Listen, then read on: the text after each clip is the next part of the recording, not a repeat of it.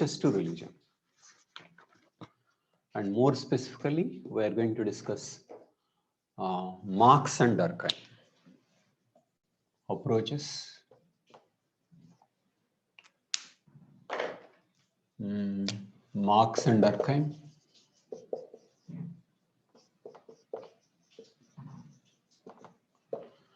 And we'll do some previous questions. Okay.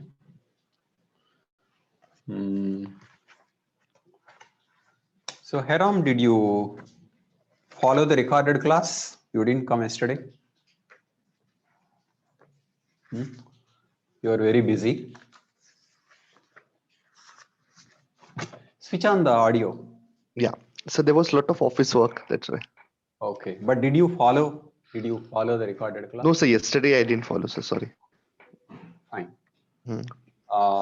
Tell me, any observations on what we did yesterday? Anyone? What is the main thing that you understood?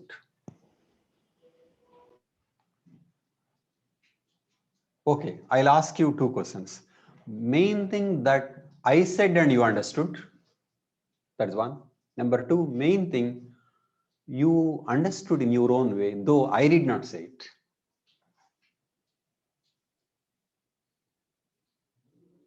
I mean, how is it, what is the meaning that you yourself arrived at?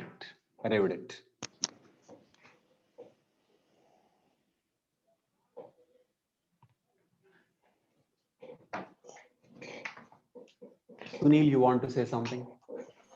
Sir, Please you are specifically asking for religion, is it? Okay. You want to say what I said first? What is an important point I said yesterday in the last class? You talked about a rational and non-rational part of an individual. And then we talked about... Give me one point. I'm not asking you to review my entire class. So rational and non-rational part. Okay. You mean, what is that? Why don't you make one sentence? So every individual has a non-rational part. And that non-rational part is what is more important for an individual to understand his or her life. Non-rational part is? More important for an individual to understand his or her life. Okay. Okay. There is non-rational part in every one of us. We should accept. But what is the link to the religion? It helps us understand the supernatural, and believe in supernatural is religion. Okay. So non-rational part of the society is religion,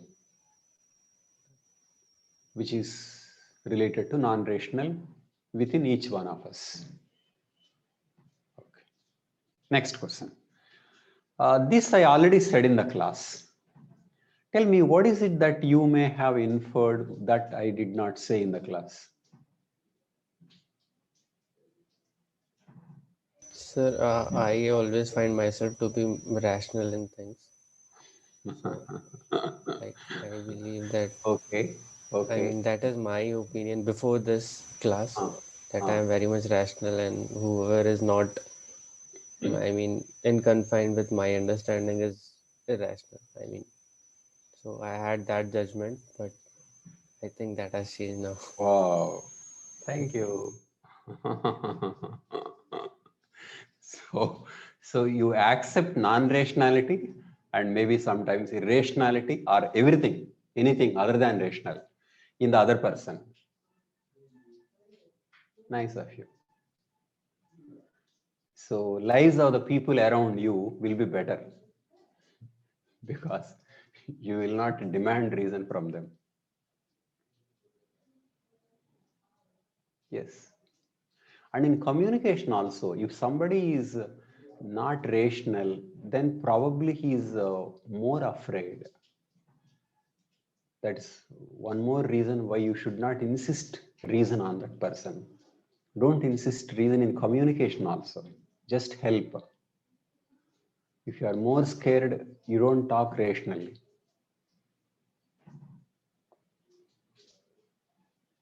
Before this, I was like, whenever you have something to say, you should have a reason for this. I Oh, mean, thank you. We so don't need to have any reason. That's very good. We don't need to have any reason. Hmm. Sometimes we can refuse to give reasons also. We don't have to lie. But if somebody is insisting on reason when we don't want to say, then we will lie. But because we don't like to lie under such circumstances, we don't insist on explanations from others. Reasonable explanations of that too. Why didn't you come to the class? Just like that, sir. Student should be in a position to say. And I think if student thinks teacher will accept, the student will say it. But if the student thinks that no, that won't be accepted as an explanation, then he will think of one reason, even if that reason is not there. Probably that reason is there. That's one thing, but sometimes it may not be there. So non-rationality is part of being kind.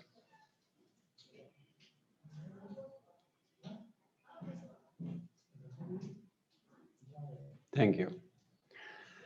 Now, okay. Approaches and Marx and Durkheim. Okay. Deepika, you want to say anything about the approach? For example, what is your answer to why is there a religion?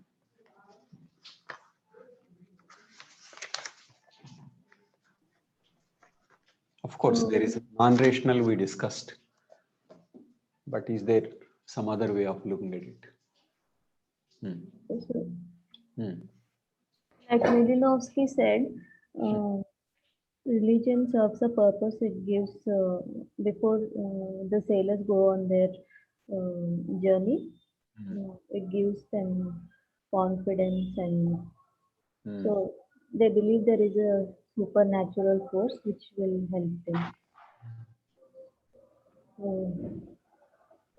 Approaches refer to one evolutionary approach, which we discussed last class, psychological approach, and sociological or social approach. Approaches are about evolutionary approach, psychological approach, sociological approach. Evolutionary approach refers to how religion evolved. One account is that animism and to animatism and finally to monotheism. That is Taylor. Another account, Merit, is that from animatism to animism and finally to monotheism. And for Durkheim, from totemism to monotheism. So evolutionary approach talks about the origins of religion, and how finally we have the present day religions. As we said in the last class, don't equate religion with the present day religion. These present day religions are world religions. Hinduism, Christianity, Judaism, these are all world religions, but these are only specific kinds of religions. There are many types of religions in simple societies: animism, animatism, naturism, fetishism, ancestral worship, all kinds of religious practices are there. In fact, they don't even know that that is religion. It is outsider. An anthropologist will say, yes, that is religion, but they won't be thinking this is religion and this is not religion, not like that. So all the things are mixed up. I can tell you something about gods. If you watch um, movies on Puranas or even before, you will see gods in those days, gods as well as ghosts and devils were close to humans. Okay. For us, natural is one thing, supernatural is another. Our thinking is compartmentalized thinking. So this is science, this is religion, this is magic, this is politics. But in simple societies or in ancient societies, it was not like that. Okay. So gods, devils, deities, so it's just like some people are visible and some are not visible, like that only. Okay. In that, for example, Soara shaman. See the kind of relationship the people have with the dead. So the dead will be coming through shaman and talking to the people. The dead will be quarreling, making all kinds of demands, and people will believe the dead are communicating. Okay, and they are not called superstitious or anything like that. So dead is something like, see, the what is our view of people whom we are not seeing, for example, Americans, Russians. We think they are there, right? So like that, the dead also are like that. Okay, communicating in variety of ways. We believe Skype, Zoom, and we believe all kinds of things. But they believe in different things, but they think they are existing like the way we think that you are existing. So it is that kind of relationship. For example, in Mahabharata, Kunti conceived different children through different gods. So one from Surya, another from another. So conception also, even Mary conception, Jesus' mother, Jesus' father is not Joseph. It is Holy Spirit, and people don't find it strange. People think that's okay. It's possible. Okay. And in one historical case, Alexander, Alexander's mother believes that Alexander is conceived through god Zeus, whereas Alexander's father thinks that he is the father. So there is a conflict between Alexander's mother and Alexander's father. Who is the actual father? Alexander's mother insists that the god is the father. And Alexander was confused about who actually was his father. Alexander goes to a temple and then prays and then comes out with the conviction that he's actually the son of Zeus and not that of man. Okay. So Alexander resolves his dilemma in a particular way. So all these things are not regarded as a mysterious, supernatural. The distinction between natural and supernatural was not there. Okay, so the idea of religion as a separate thing itself is a modern phenomenon. Religion as a separate thing is a modern phenomenon. In simple societies, all are mixed up. All are mixed up. Ghosts, souls, and small gods, big gods, some powerful gods, all kinds of things. Okay.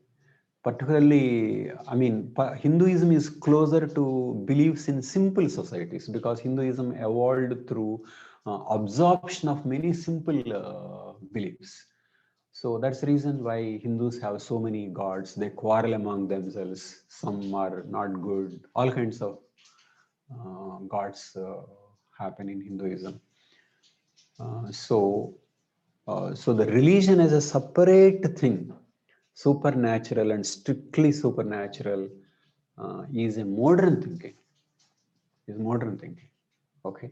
In simple religions, it is not so. And when it comes to world religions, you have powerful concepts, theologies, super philosophies, all kinds of values, high-end morality. So we equate, the present day man equates religion with the religions of the complex world religions.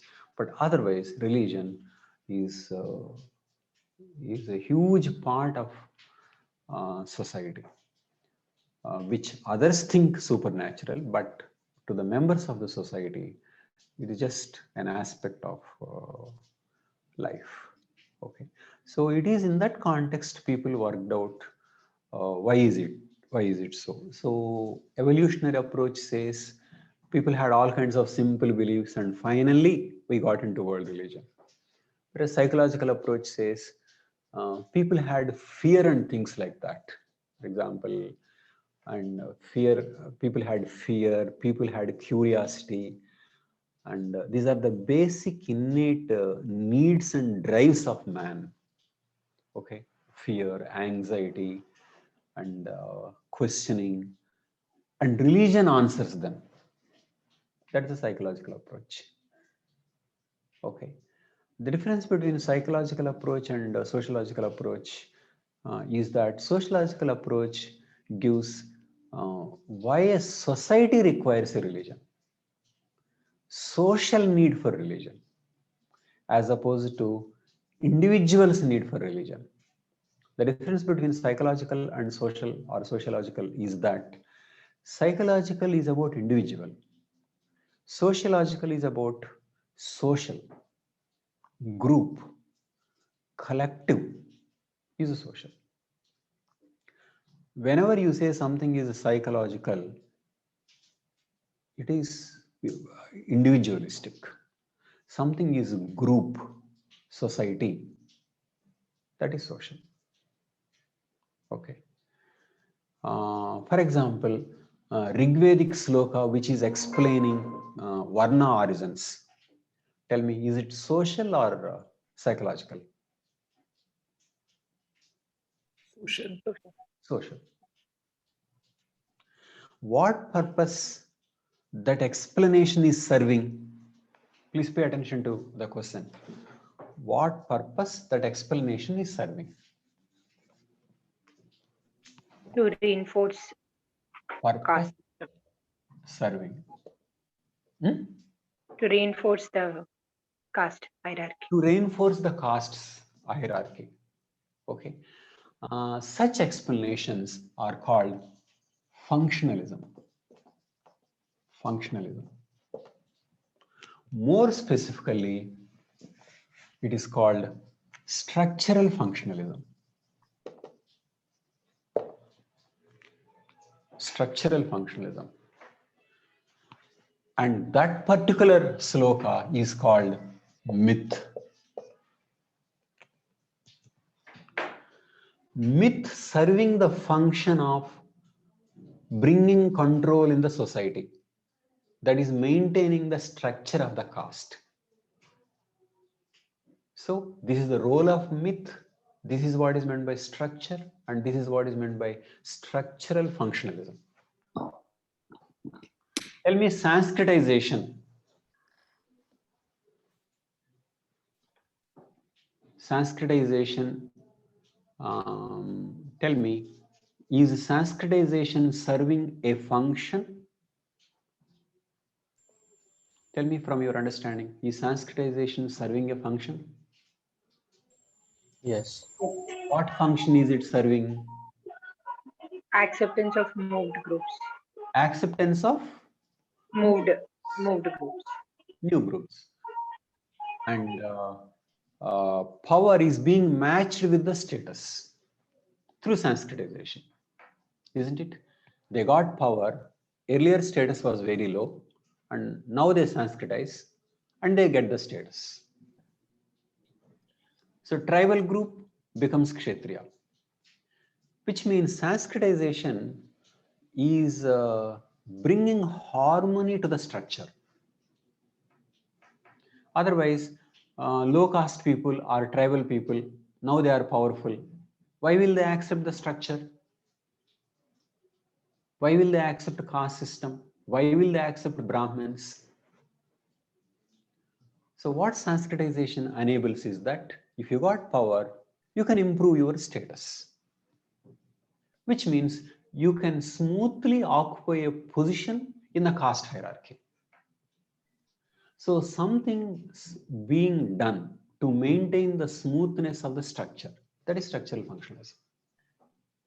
So what is just one second. What is M.N. Srinivasa's theory? M.N. Srinivasa's theory is about structural functionalism. Sanskrtisation is structural functionalism. Westernization also is structural functionalism. In a way, things are changed and trying to confront with the new reality. There are masters and masters are doing all kinds of things. So you change to maintain respect. So anything that is explaining in a way that how structure is maintained, improved, coherence is maintained, is structural functionalism. So Westernization also is an aspect of structural functionalism. Sanskritization is an aspect of structural functionalism. So things that are explained in terms of how the structure is maintained. Okay, structural functionalism. So, and that particular sloka comes under myth. Myth. So myth is used for this purpose, structural functionalism. And explanations like this are social explanations. Anything that is explained in terms of social structure. Now pay attention to the word social structure. Social structure is nothing but groups and relationships. Caste is an aspect of social structure. Family, clan is an aspect of social structure. Religious groups and their relationship is social structure. Social structure is about groups and relations. Groups and relations. Okay. So this explaining social structure. So do you see how social structure and religion are interlinked? Caste and religion are interlinked. Okay. So looking in terms of the society is sociological thing. Looking in terms of the individual is psychological thing. Both anthropology and sociology are concerned about sociological explanations or social explanations. They are primarily meant to study society, collective, whereas only psychology is concerned about the individual. Psychology is different from anthropology or sociology. Psychology is about the individual, whereas sociology and anthropology are about the society. Okay, so explanations that give how the society is being helped is social explanations or sociological explanations.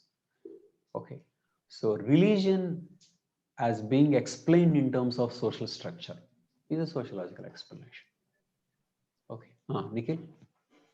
Sir, my question was on understanding this term functionalism.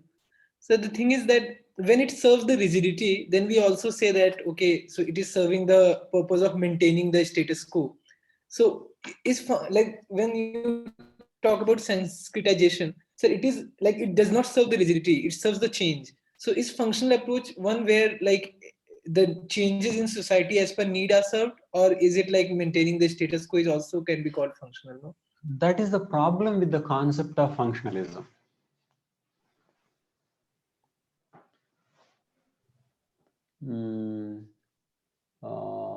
That is a problem. For example, somebody is changed. Somebody is changed, and this contributed to change, and so it served the function of changing. That's one way to look at it. But if you think it should not be changed, then you can say no. This actually prevented status quo or whatever. So that is an inherent problem with the word functionalism. You can say this served the function of change. You can say it served the function of status quo. How do you explain? So that way it can be fitted everywhere, sir. Like Exactly. It can be fitted anywhere.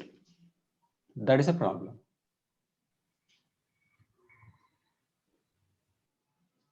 That is a problem. Suppose we say it served the function of maintaining the caste. Okay, suppose we say that.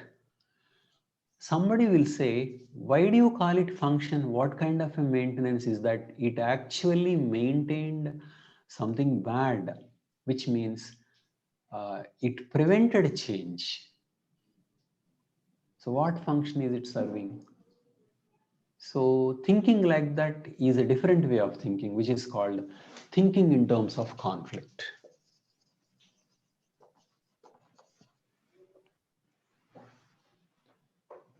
Marx will say there is conflict in the caste.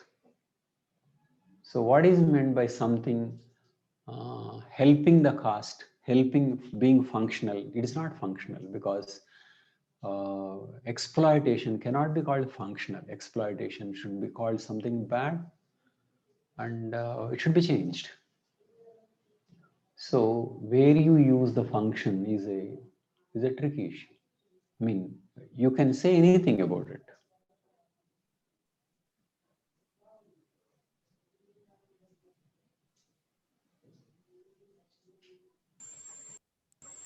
Sir, won't the same thing happen for structural functionalism as well? Exactly. That is a problem with structural functionalism. So others would look at it in terms of conflict. So that is why these are two approaches, conflict versus functionalism. Somebody sees conflict, somebody else sees functionalism.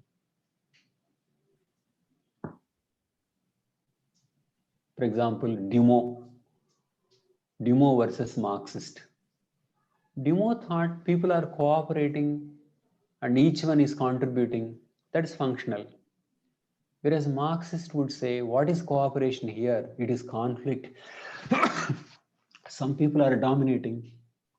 So the same thing is looked at in terms of conflict, in terms of functionalism. Among the modern Indians, Gandhi, for example, thought in terms of cooperation of the caste.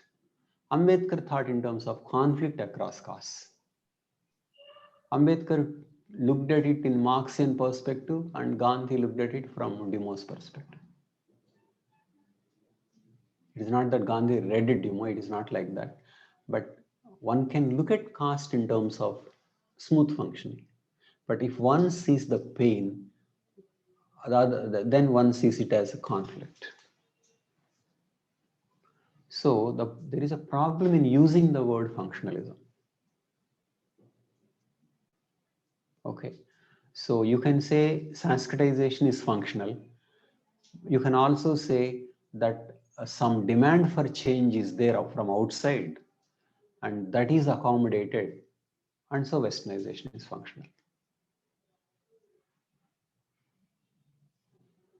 So it is strange. You call westernization functional and now not westernization also is functional. So what do you mean? So that is a problem with the concept of functionalism. And also this is central. At any time there are two ways of looking at it. If you think it is good, you are likely to call it functional. If you think this is very unfair, you are likely to call it dysfunctional and conflict. And Marx always sees bad things in what is going on. And some functionalists like Parsons will always see good things in what is going on. You can't help. These are two ways of looking at it. One sees exploitation and another sees harmony and cooperation. Okay, so it depends upon what values you may hold. Okay, but usually functionalism explains and then thinks, okay, usually, okay, explaining, fine. It means if something is going on, it must be doing a purpose. That is functionalism. Whereas conflict view is that if it is like that, it is bad. Something is bad with that. There is some exploitation. Somebody is being harmed there. So Marx looked at everything in terms of the ideal of communism. So from the ideal of communism, he found conflict everywhere. Only in communism there won't be any conflict. So that was what he thought. But these are two approaches: conflict versus functionalism. Now come to this, how these two approaches work in the case of religion.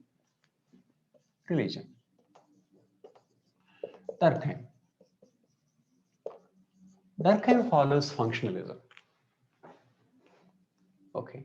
Durkheim thinks society is coherent,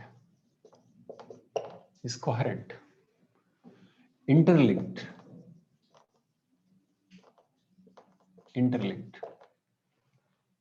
coherent, interlinked. Okay. And Durkheim looked at why there is religion. Okay. Durkheim here has one unusual insight, and which has important implications to the understanding of contemporary world. It is extremely important. And Durkheim studied Australian Aborigines. He did not go there, but he studied them, read about them. In Australian Aborigines, he thought there were clans. You know about clan. And you know, clans have totems. Society is divided into clans. So society, you know, is divided into clans. CL1, CL2, like this. CL3, CL4. Each clan has a totem. T1, T2, T3, T4, like this. So clans have totems. And his reasoning was the Australian Aborigines were the most primitive.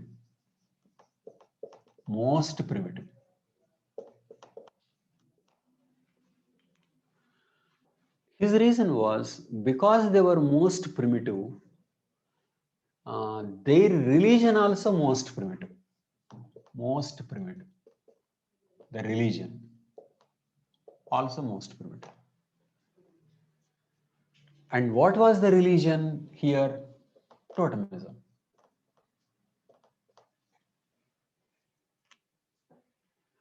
Why is he calling totemism a religion? Because people do some rituals, ceremonies about their totems. If a snake is a totem, then they are not likely to kill it. They will have certain ceremonies around the totem, that snake. Okay. And you know that totem is linked to social organization of clan. So Durkheim thought this is the most primitive society, and so it must have most primitive religion, and religion is totemism. And what is totemism doing here? He felt that totem is like a group identity. CL2 have its own totem, CL3 have their own totems. So just like nations have flags, clans have totems. They have certain rituals associated with it. So those rituals and associated things, he said, and anybody says, is religion. So people know, even now people agree totemism is religion. But Durkheim's argument was Australian Aborigines had totemism. Australian Aborigines are most primitive. So totemism must be most primitive, which means applying evolutionary thinking, our religions also at one time, or we also, or everybody at one time, had totemism as a religion, which means present day we have monotheism, but at one time religion, everybody's religion was totemism. So from totemism things evolved and finally became polytheism and monotheism. That was Durkheim's argument. So his argument was that totemism was the origin of the religion,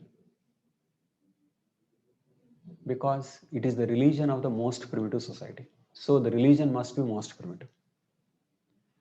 And then he thought, why there was totemism? Then he thought this religion, this totem was like an identity. Was like identity. Like we have flags. So Durkheim argued that religion came as group identity. Religion came as group identity. And as a group identity, it became sacred.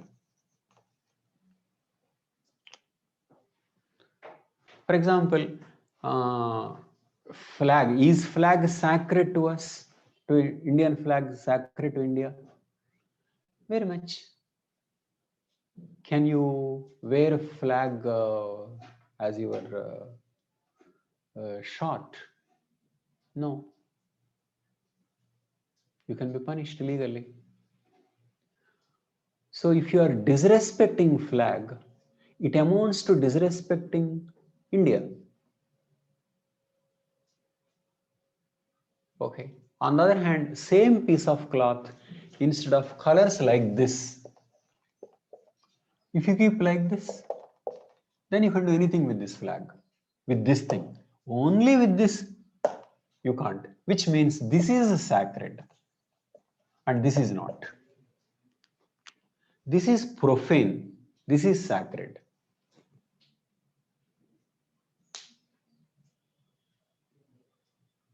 Same color, same cloth, but put differently. Vertical.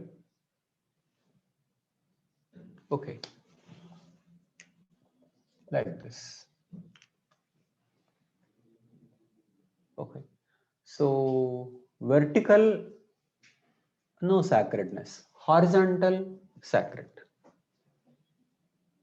Is it not arbitrary? Why vertical should be not sacred and horizontal sacred? It is arbitrary if you look at only the colors. On the other hand, it is not arbitrary and it is extremely important if you see that Indians decided this thing to be a flag. Had Indians decided this to be a flag, then this would have been sacred. So which means, what is the source of sacredness? The identity of the group. Something is sacred because it represents the group. If it doesn't represent the group, it is not sacred.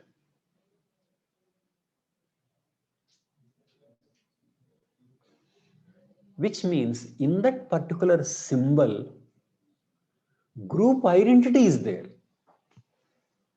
That flag stands for India. Why is it so? Because Indians chose it, not for any intrinsic quality of that cloth or colors. Why is a snake sacred to that particular clan? Because clan made it a totem, not because snake is powerful or any special reason. Which means sacredness is coming because of the collectivity. Why is religion sacred? Because it is representing the group.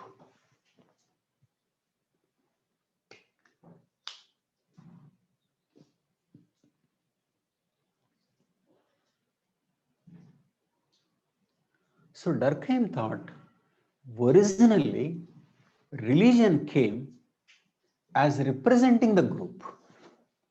or put differently, religion is identity of the group.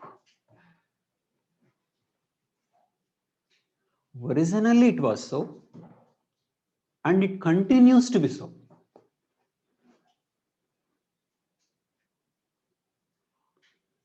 Something talked about Prophet Muhammad's cartoons on Prophet Muhammad. Why are Muslims all over the world offended?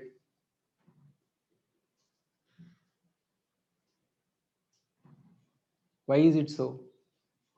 It is because doing something to Prophet Muhammad is doing something to Muslims. It is their religion. So they are offended. And anyway, why did somebody do it? The offended Muslims think the purpose is to offend us. You can't do this. Because we are powerless, because you are powerful, you are doing this to us and we won't keep quiet. In communal rioting cases, pig is killed and put in a mosque, Muslims are hurt. Cow is killed and put in a temple, Hindus are offended. So rioting begins. Pig is considered ritually impure by the Muslims. So bringing the pig to the mosque is an offense.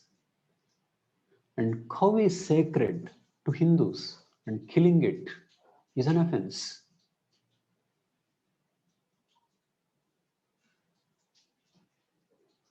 These are all symbols, but symbols of what? Religious symbols.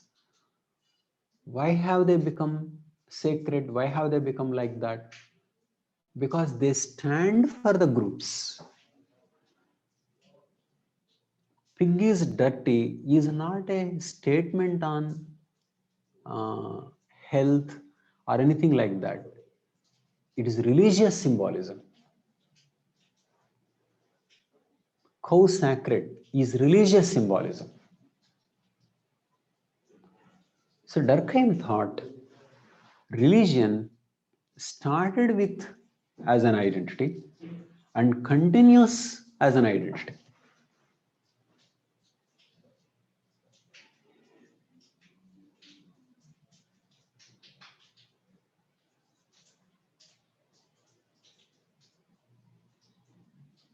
Which means religion is actually not subjected to logic.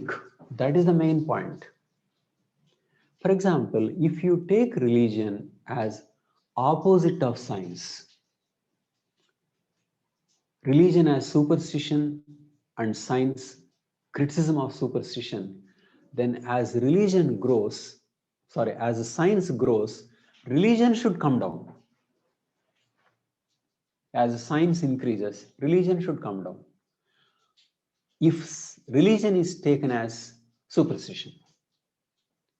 On the other hand, if religion is taken as an identity, growth in science cannot impact religion.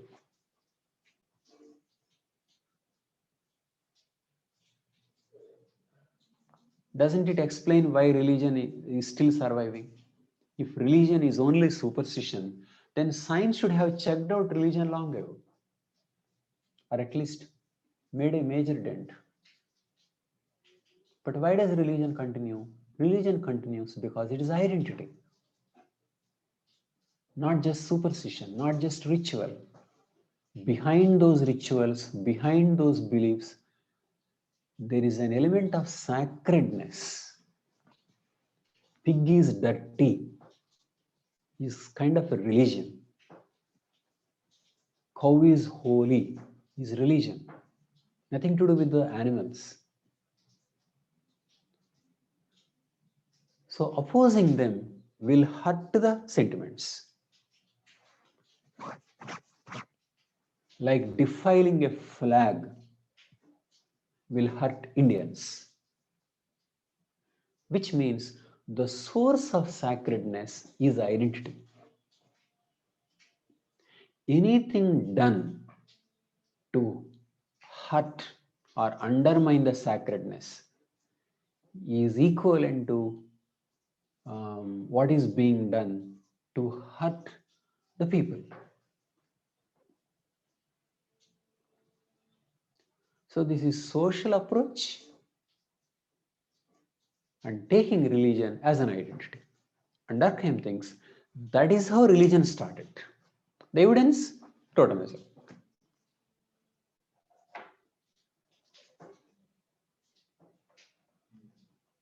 Tell me, does it make sense?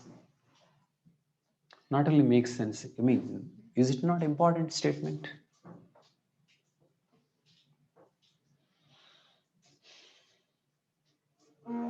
What else can we learn from Durkheim's observations?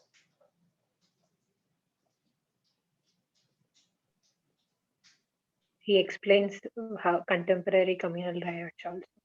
Exactly. He explains communalism. Communalism also is about identities. So it doesn't really help how Quran is so primitive, Muslim belief is so primitive. It doesn't help because it is about identity. In Europe, there is debate whether Muslims can wear burkha or they should not be allowed. Others are saying that, see, by saying that you need not and you should not, we are only contributing to your freedom. Whereas Muslim women say, no, thank you. We don't want you to contribute to our freedom. Our freedom lies in wearing burqa or wearing that particular dress code. Why is it so? Others think that why are you doing like this when we are asking, we are forcing and imposing, you need not wear this scarf or burqa. Why are you wearing these symbols? But women there insist, no, we should have the right to wear and it is our freedom. So others can't understand how can something which restricts your freedom, which forces you, be freedom.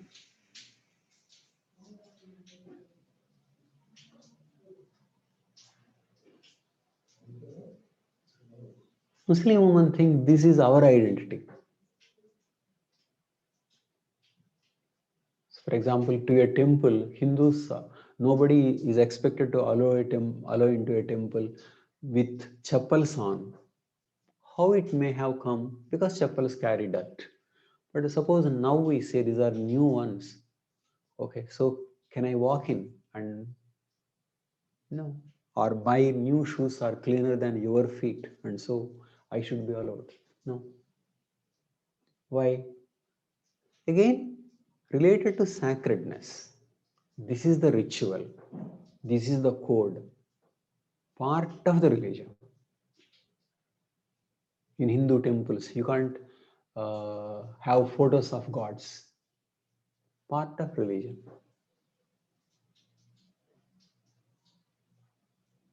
So it is not reason. Why is it not reason? Because these things are supposed to symbolize, represent certain beliefs of Hindus.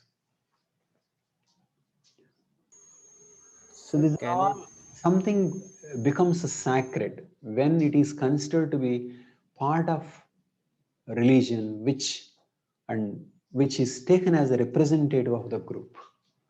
Outside that, it is not sacred and it is not religion.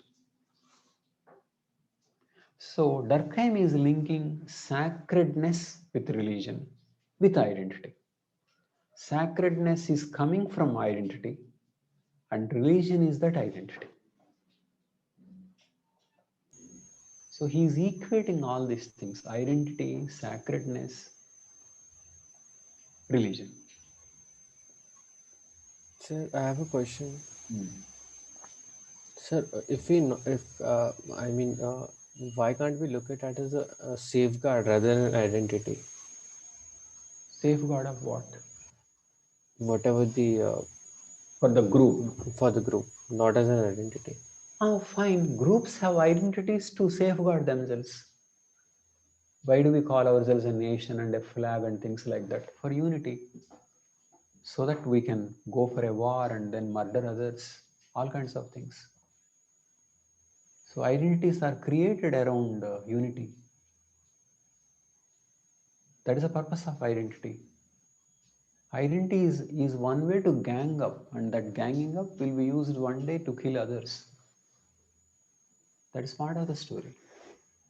Sir, can we not separate the identity from the safeguarding objective? Like how? Like someone is telling someone to follow so and so, like the burkha example, so that if something happens, the others from that religion or that group is going to help Okay, them. that's what you are asking. Huh. See, then it doesn't become holy. You carry certain things for your safety purpose, but they don't become holy when they are not identity symbols. Sir, they can also become Just one holy. second. You do things for security purpose. Okay. You carry things. You do many secular things, many things for security, for safeguarding yourself. Okay. So you carry an app while traveling alone in auto. But is that a religion? No. It is not. We do many things for security purpose. So certain things in religion may have started with security purpose. Scarf may have one reason for that. Burkha may have reason. But as long as people know the reason and people can remove when there is no reason, that's not religion. Okay. If you can walk into temple when you don't have dirt, then you should not enter a temple with chappal. Doesn't become part of the religion. Is not said to be a part of the religion. Which means it sounds irrational. But what is the source of the irrationality? Symbolism. How can you not wear, how can you not use flag in the way that you want? You can't, because it is symbolizing something. It is like that. So certain things of religion may safeguard, that is different, but they won't become sacred unless they are part of religion. I mean, am I clear? Sir, adding to what Sunil had raised, so in the case of Sikhs, they carry a kirpan. These days, it's very small. They carry it as a symbol, but back in the day, they used to carry very big swords. Very big ones. Yeah. Because back in the days, they intended to use. Okay. But now they may not be intending. So this is really symbolism. So in the present day, the small kirpan that they carry, and would that be considered sacred? Yes. Sir, my main understanding is even the holiness that comes from the whatever religion that we are associating it with is due to the safeguard, because if sacred is touched, there is someone else to protect it. Okay. So you mean to say that we are not, thank you, it's a good question. You mean to say we are not, Hindus are not wearing chappals because if we wear, God will punish us. Something like that. That is true, but finally, people may think like that. People may think like that. But Durkheim is not thinking like that. See, sociologists, don't believe in God. They are definitely not the people who think if these people don't follow that, God will punish them. They will ask, why are these people thinking that God will punish them? That is the sociological question.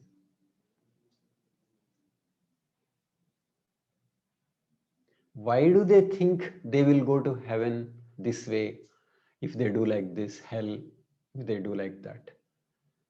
But they believe there is nothing like heaven and hell. So they are studying belief structure, how the beliefs came. I don't think they think that the belief is truth and people got to know the truth. I don't think any such assumption is made by sociologists. No. At least that's how social sciences developed. So if you are not wearing shoes, sociologists will ask, why is it so? He will definitely not accept it as an answer that God will punish otherwise. If you say God will punish otherwise, he will say, okay, is it so? But why did these people think that God will punish like this? He'll always investigate our beliefs, not the truth from God's side. I mean, does it explain anything, Sunil? Sir, partially, but okay, let's. Why? Okay, now let us ask your belief then. Do you think that if we walk into a temple with chappals, God will punish us? Materially, that's what you think? I don't believe God will punish it, but I believe People that. around you will punish. We are not talking about that. We are talking about whether God will punish. Yeah, sometimes it might happen. Particularly when you have to clear prelims, then you don't take a risk.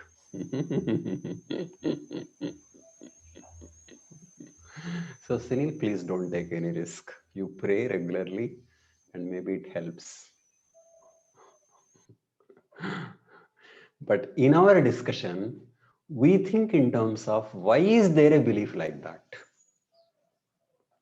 We don't think that is the truth. Social science doesn't think so. In fact, Durkheim may have his own religious beliefs. We don't know about that. But sociologists or anthropologists have not entertained any such beliefs. So they examined religion in terms of why these people have that belief, never for a minute whether that is true. But that can be difficult, that can be limitation of the social sciences, that is different issue. But as of now, that is what social sciences are. Incidentally, I believe there are ghosts. I did a lot of work. I made videos, okay, on why there are ghosts and what is the evidence. But sociologists don't think. So sociologists think in terms sociologists think in terms of why people believe in ghosts. I believe there are ghosts and that is why beliefs developed. But that is not the way sociological investigation went.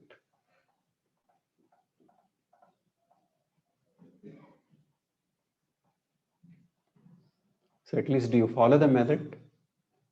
Yes. Okay. So sociology is inquiring religion in terms of why people believe. I don't think any sociologist assumed God and then thinking that God otherwise will actually punish. Social sciences did not develop like that because these are outcomes of modernization process. Modernization started around industrial revolution and after, which rejected God, which rejected these beliefs, which believed in empirical investigation, a particular idea of science and things like that. Okay, so Durkheim thinks that these are sacred beliefs. These are sacred beliefs They are sacred because of religion, not because of material reality. Though the origin may have been material reality. One is not questioning that. The origin may have been material reality, but as of now, they are sacred. Which also explains irrationality of religion. If you are questioning why, you can't explain. Because it is no longer why now. It is not subjected to reason. It is subjected to belief. We believe so. It's a belief structure. Okay. So no amount of reasoning about cow and no amount of reasoning about pig. If you ask why is pig really the dirtiest? No, these pigs, modern pigs are different. Nothing will help now. Pig is dirty, cow is sacred. That's all. That is religion. You can't explain how, why. But it is true, there were some reasons why cow became sacred. Again, sociologists explain, and why pig became dirtiest. So belief may have been explained from materialistic reasons, but that is different. Is it clear? Now, let us look at how somebody else, it is Marx, looks at religion.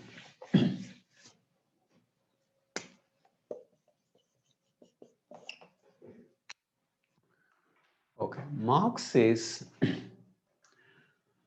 religion is an ideology used or created by the base. Religion is part of superstructure. Base creates this religion. If base changes, religion also changes. You know what is there in the base? Technology and economy. Technology, economy, which also includes classes. Technology and economy. Classes are nothing but groups of people in economic relationship. So classes also is an aspect of economy.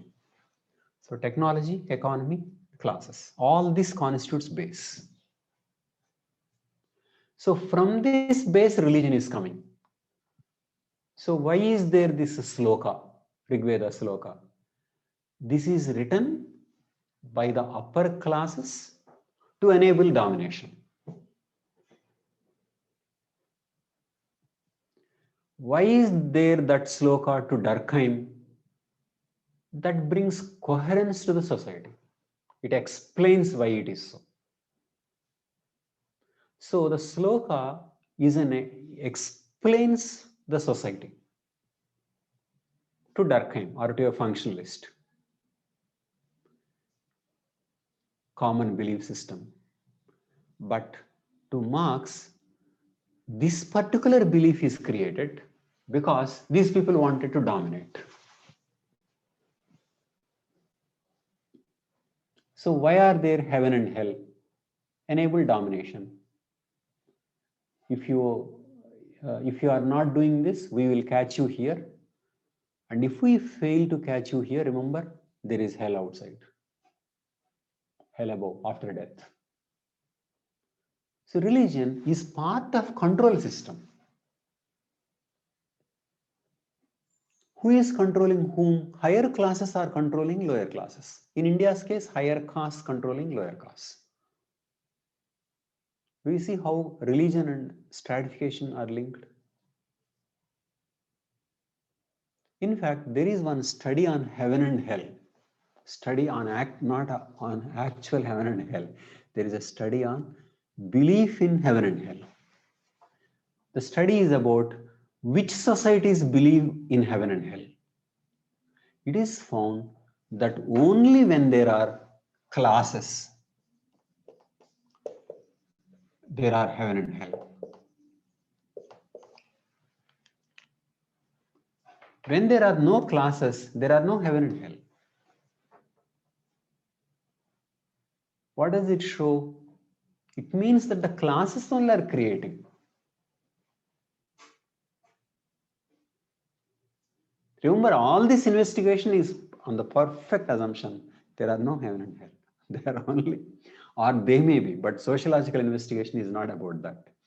This investigation is about belief structure. And they found classes have to be there for heaven and hell. How can there be link? It's about empirical correlation. Not all have heaven and hell. So why should they have? Mostly it must be because upper classes are thinking of this punishment system as part of law and order mechanism.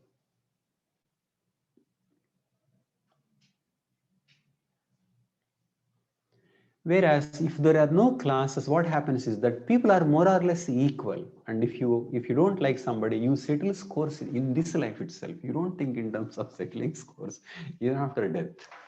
Or that kind of vengeance or might not be there. And here you have the concept of rebirth. Rebirth is, if you do well, you may be born into higher caste. Again, it justifies caste system. And why are you in the lower caste? Because you sinned in the last birth. Marx sees rebirth, again, is an example of how the caste system justifies itself. Why are you born as an untouchable? Because of the sin. Why are you born in a higher caste? Because of the merit you accumulated in the last life. What is the merit? The slokas themselves say, you should follow your own kula dharma. You should do, Brahmin should do Brahmin work. So it means all this is reinforcement of the caste system. So what is religion used for? Religion is used to reinforce the caste system. And what is caste system? Marx saw it as an exploitation. So Marx saw religion as the source of exploitation for the dominant to dominate. Then one may ask, why should the dominated believe? The dominated believe partly because they are part of the propaganda. That's how they made to believe. And also because religion offers all kinds of things. For example, religion offers heaven, isn't it? Religion offers better birth. So all these things will help the lower classes and lower castes also to forget the present and think of the future and even dream of the future instead of finding out the real cause of the sorrow and fight against it. So Marx thought religion to the people is an opium of the masses, which makes them forget the reality, which offers them a hope that things will be better off one day. So which means he is looking at religion in two ways. Number one, as an ideology to control, and number two, as an ideology as an escape to all. Religion as an opium is one aspect. Religion used for domination purpose is another aspect. Whereas Marx thinks that the people should understand what is going on is class conflict.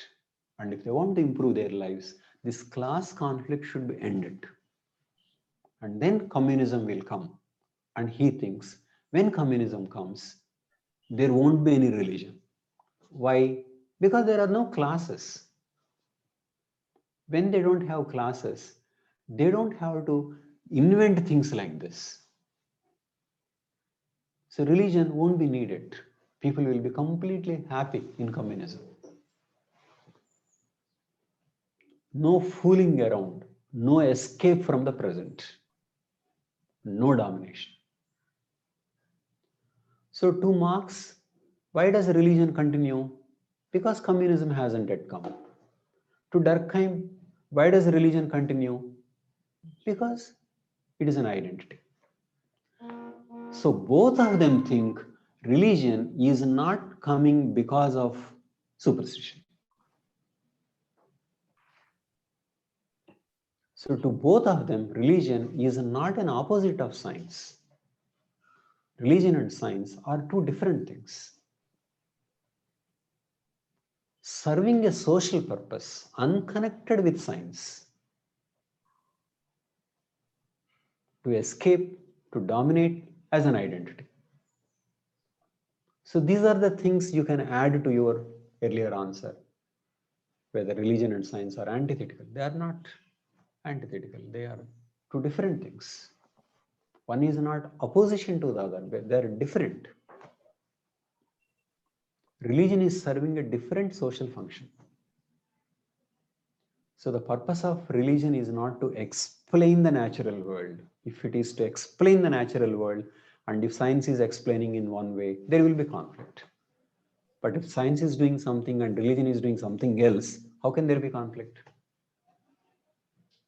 There can't be conflict.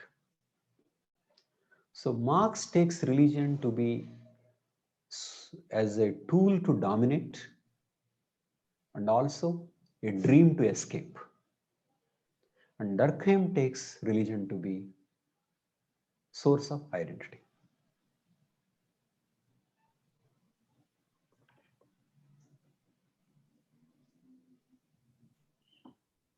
Tell me, is Marxian perspective clear to you? Yes, sir. Sir, I have a doubt on Marxian perspective. Please. Sir, in the last time we studied Marx, we talked about that he didn't have like much to say on Indian perspective or like India. He told a lot about class and everything. Exactly. On caste. It is more about Indian religion, Hinduism, and about Indian society's religion. So I was like, What he said in general about religion can be applied to India like that. Not that he said karma serves this purpose, rebirth serves this purpose. No. We are giving Indian examples. Okay. so it will be like That's how Marxist would see Indian religion, Hinduism. so we can replace the class by caste or something like that. Exactly. Replace class by caste, and religion explanation is very well, it much fits. Okay. Now let us see some questions.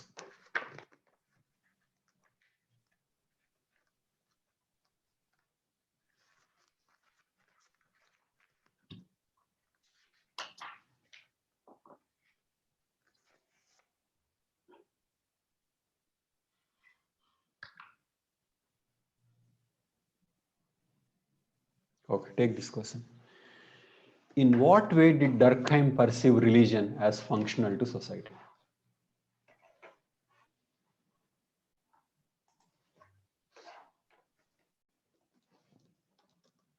In what way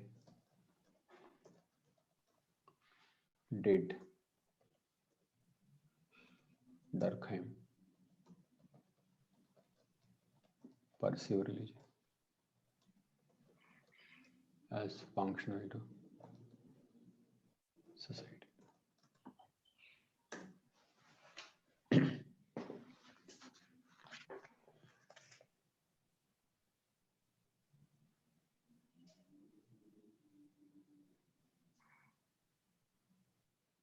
So tell me, what's your answer? In what way did Durkheim perceive religion as functional to society? What is the most important function it is doing? Identity. So religion is the identity of a group. Okay. Tell me, is that true even after emergence of nations? Yes or no? Yes. Very much. In nation, you have multi-religious groups. But again, religion is serving as an identity. Hindus, Muslims, Christians. Religion as an identity. So even after the emergence of nations, religion as an identity continues. Has it diminished? Hmm? Has it diminished? Like because we talk about this thing now, you are not. Religion continues to be a very, very important identity even now. Religion is surviving because of the identity. Communalism is about the identity. Politics is about the identity. World is divided along religious lines. The question was, sir, has nationalism as an identity diminished the identity of religion? We will look into that. We will look into that. Nationalism versus religion. Sure. All these things come under what is called secularization. Secularization. Secularization refers to role of religion coming down in the society. Role of religion coming down is secularization, not secularism. This is secularization. It's different from secularism.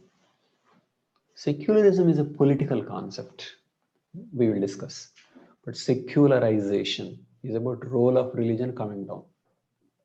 So what impact did nationalism have on religious identity? Yes, I think it has undermined. Religion definitely plays less role now compared to the previous times. Nationalism became important, no doubt. But we'll see whether nationalism itself has equally affected all religions or it affected only some. We will look into.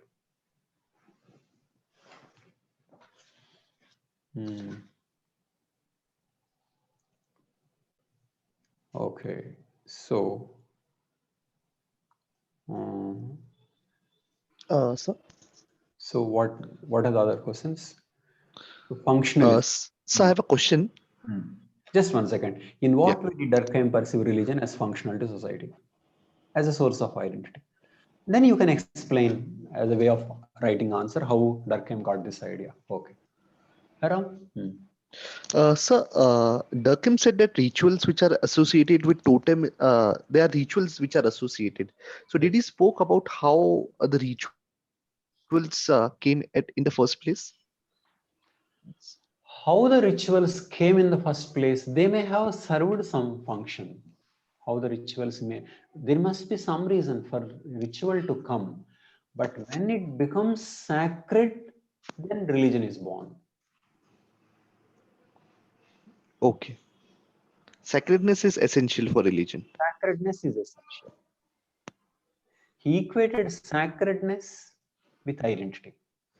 Sacredness means it is no longer reason, no longer, you can't explain it in terms of rationality. Okay, like flag can be explained, the sacredness of flag can be explained only on the ground that it symbolizes the group. Can there be any other ground? No other ground, right? Flag became sacred because it is chosen as a flag by India, like that. So how is sacredness coming? Sacredness is coming from the group. Okay, yeah.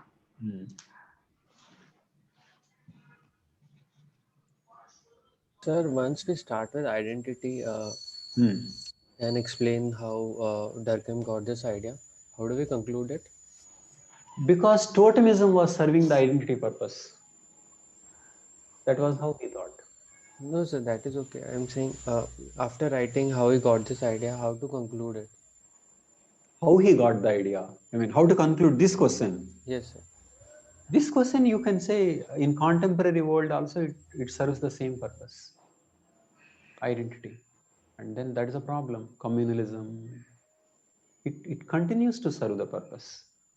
Religious identity. But of course you can write whether this identity may be undermined, but it's still very important identity. Now maybe multiple identities came. We are Indians as well as Hindus and Muslims, like that. We will look into it.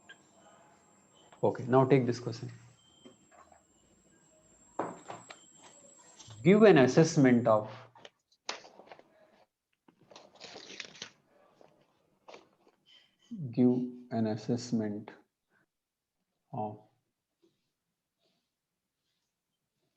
Durkheim's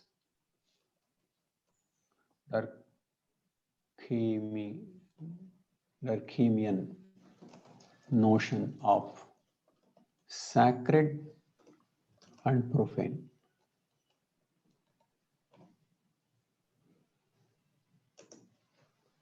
Give an assessment of Durkheimian notion of sacred and profane.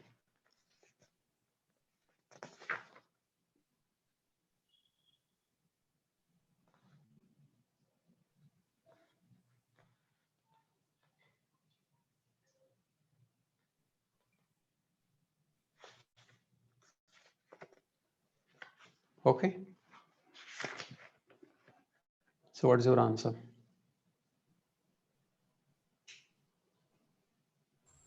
We can again start with identity and go to sacredness. No, what is your answer first? Give your answer first and then you can explain how you will write. What is Durkheimian notion of sacred and profane? Sacredness is due to the collectivity. Wow, that's all. Sacredness is coming from the collectivity.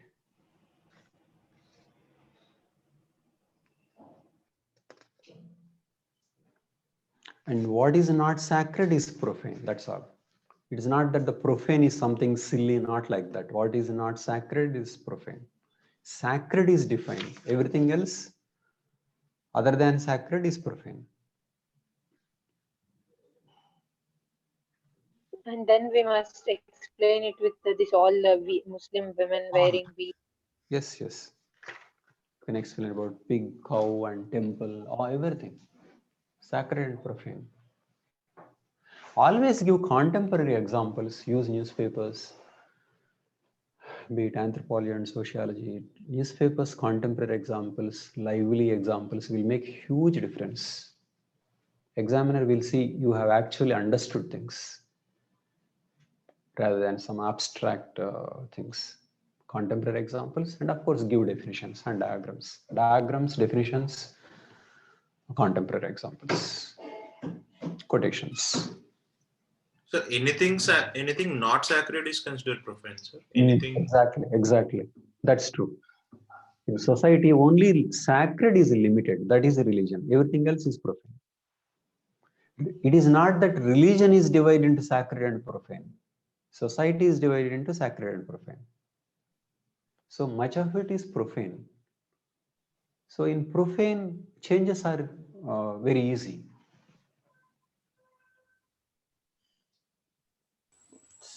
Sir, for this question, if we can, for the contemporary example, can we give the example of Delhi riots?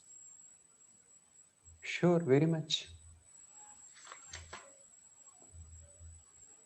You write about rioting, but don't mention the names of the present ministers. Okay. In general, we can write. In general, you can write. There are many questions and you are expected to write also. Or the cartoons of Muhammad. Of course. You must be critical of whatever is going on outside India. Only within India, particularly this ruling party, you don't mention. That's all. They are truly not worth mentioning in an exam.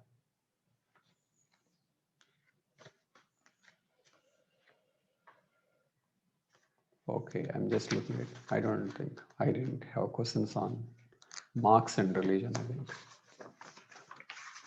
So that is about, let me see if I have questions on.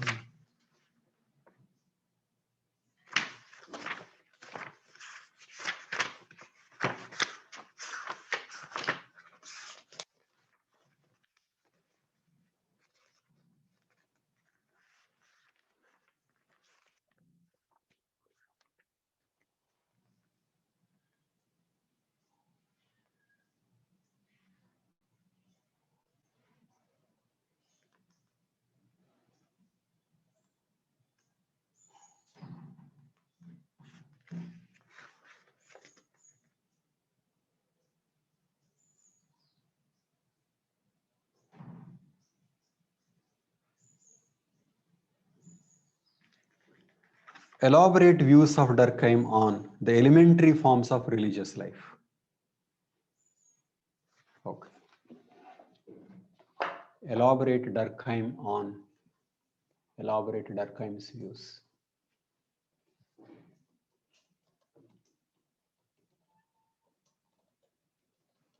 on the elementary forms of religious life. Elementary Forms of Religious Life is the book Durkheim wrote, in which this totemism is discussed. Another exam tip is mention the books and even the years. Okay. Exam is good enough that you don't have to mention the page numbers. Okay. If you are picking up a quotation, you don't have to mention the page number, but you mention the book title and the year. Okay. So same thing. Views of Durkheim on the elementary forms of religious life. Remember, even if the book is not asked, you say this is the book in which he wrote, these are the issues. Give the context. And what was the logic?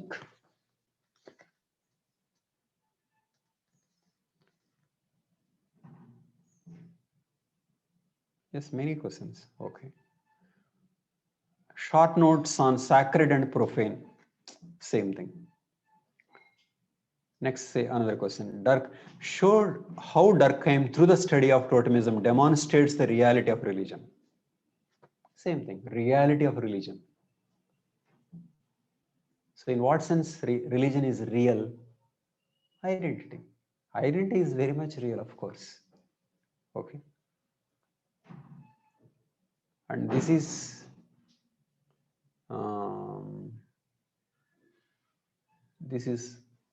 application. Try this. According to Durkheim,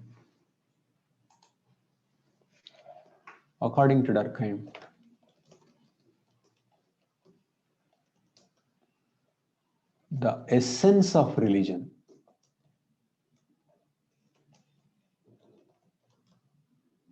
in modern society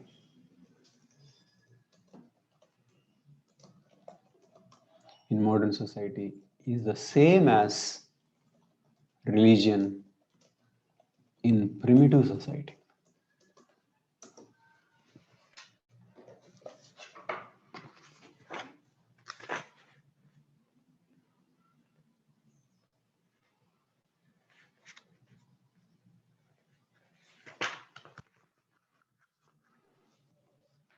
According to Durkheim, the essence of religion in modern society is the same as religion in primitive society. See, in the examination, you can write about communal problem. You can say this is bad and we should be secular. That's all. But you discuss this is the violence, this is what happened. As long as you are not blaming any specific party or specific individuals, that's fine.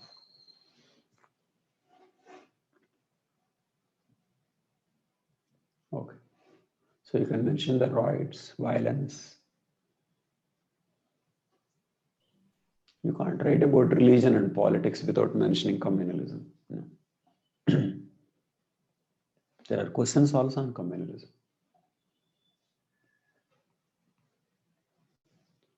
Okay. So tell me, what is your answer to this question? We can talk about identity first, and like how it stops like from questioning, as you mentioned in your book also, sir. No, what is the question first? So how like the religion earlier has not evolved or changed much. It is more like that. Essence of religion is the same as religion. Wow, very good. Very good paraphrasing also. It's very good. Give in the introduction. You say that I understood the question and this is my answer. This is my approach. So this is about how religion hasn't changed. Yes. Start with writing over prophets' cartoons. Okay. Why something done in one distant land becomes an offense to so many people across the world? Because religion is an identity. So it started as religion as an identity, and it continues to be religion as an identity. And why Durkheim came to this conclusion and what he said. And then you can see, is it only identity or something else, or what is happening to the religious identity? That you can extend later, because the question is on, is it really the same or has it changed? But of course, it's about essence, the essence of religion. So you're saying essence is an identity. Durkheim is not saying that religion is not related to morality or ethics or spirituality, not like that. But its essence is an identity. The reason is identity. Durkheim is not saying that it doesn't serve psychological purpose, individual needs. No. It is about the essence, the core reason. Okay. Of course, you are just writing with your knowledge as of now, but you will know more and more. Okay. If you are curious about what we are going to do under religion, watch this series. Indian society. I already made 8-9 years. Indian society. They are on caste and religion. So we are going to do them in detail and answer questions related. So in this question, so we have for the modern society, we are using say cartoons or Muhammad as an example. Communalism. A communalism as an example for essence. Right. What would be the example for say primitive societies? Totemism. Totemism. See, the question is on modern society. They are not parallel. Thank you for asking. It is not like primitive and that primitive was this and does it continue? Primitive was totemism. Totemism was an identity, like that. They're not like equal treatment. The primitive was this, does it continue? So the question is, does the essential reason for religion continue to be identity? Is the question. Okay. So try to look at the theme of the question. So earlier it was thought to be totemism. Okay, that's what Durkheim said. Maybe right, it seems to be. But is it still true? It is like that. So focus on whether it is still true or it is not completely true and the function of religion changed. You can include Marx also. When societies became complex, the function of religion or religion picked up other functions.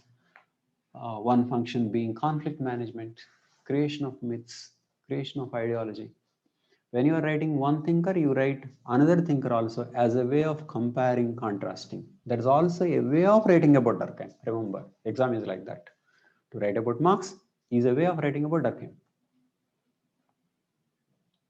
Because when you are saying that this is what he is saying, another way of saying is that this is not what he said.